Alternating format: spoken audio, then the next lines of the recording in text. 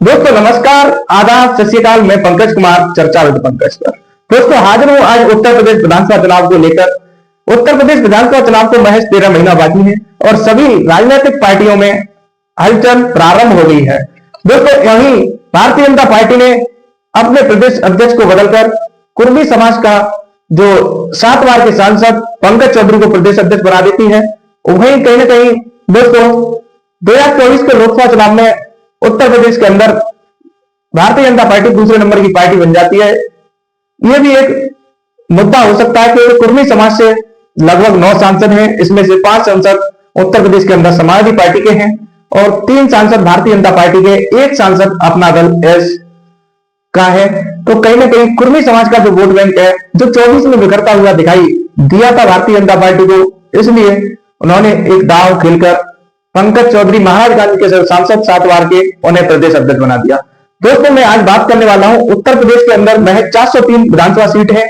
उन 403 विधानसभा सीट में अभी लगभग 256 विधानसभा सीट भारतीय जनता पार्टी के कब्जे में है, वही 107 सीटें समाजवादी पार्टी के कब्जे में है और दूसरे नंबर की पार्टी उत्तर प्रदेश के अंदर है। उसके बाद में दोस्तों अपना दल के पास 13 सीटें हैं, ये भी भारतीय जनता पार्टी की सहयोगी दल है। एनडीए के पास लगभग 291 सीट उत्तर प्रदेश के अंदर है।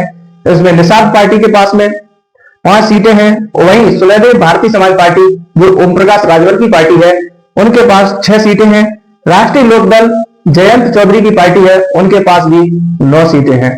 तो ये सभी अपना दल के पास 13 सीटें, ये सभी एनडीए के साथी हैं और लगभग इनके पास 291 विधानसभा की सीटें हैं 403 विधानसभा सीटों में से। वहीं 2 सीटें कांग्रेस के पास और 2 सीटें जनसत्ता दल लोकतांत्रिक जो राजा भैया की पार्टी है, उनके पास भी 2 सीटें हैं। वहीं बीएसपी के पास 1 सीट है। दोस्तों उत्तर प्रदेश की जो राजनीति है, जातिगत आंकड़ों के आधार से देखा जाए तो उत्तर प्रदेश के अंदर लगभग जो पिछड़ा वर्ग का वोट बैंक है वो 40 से 43% है। वहीं दोस्तों स्वर्ण जातियां जो कहीं ना कहीं भारतीय जनता पार्टी का कोर वोटर माना जाता है, यह वोट बैंक भी 18 से 20% उत्तर प्रदेश के अंदर है। वही दोस्तों स्वर्ण जातियों में ब्राह्मण 9 से 10%, ठाकुर 6 से 7% और बनिया समाज लगभग 10 से जो 3 से 4% है। ये कहीं ना कहीं भाजपा का कोर वोटर माना जाता है। इसके साथ साथ पिछड़ा वर्ग में जो प्रमुख जातियां हैं जो 40 से 45% उत्तर प्रदेश में ये निर्णायक साबित होता है।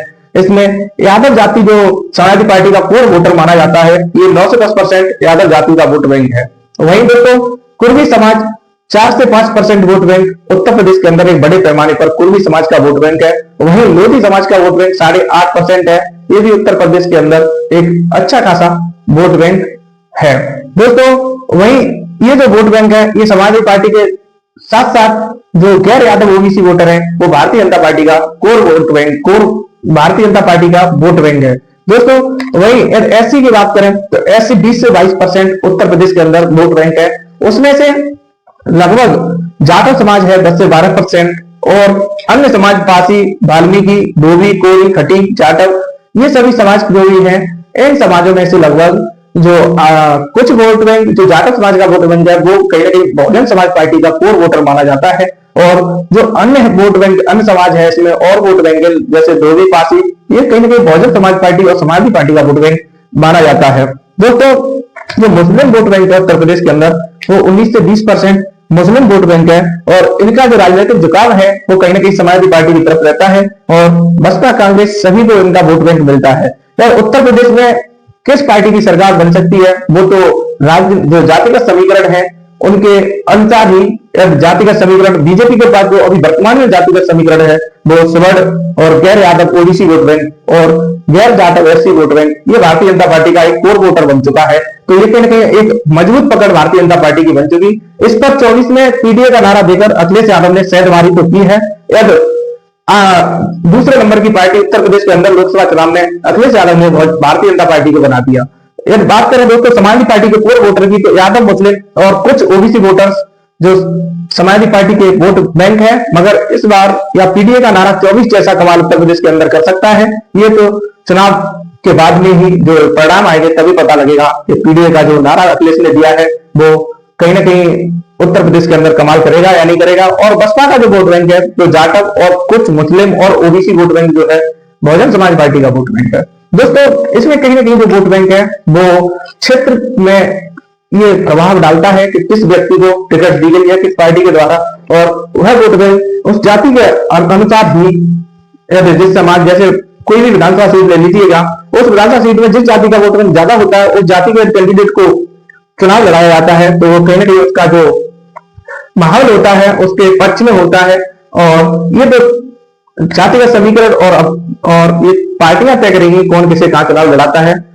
2027 के विधानसभा चुनाव में किस पार्टी की सरकार बनेगी, आप कमेंट बॉक्स में कमेंट करके बताएं। जय हिंद, जय भारत। इस वीडियो बनाने का उद्देश्य किसी को ठेस पहुंचाना नहीं है, नहीं किसी का सपोर्ट करना।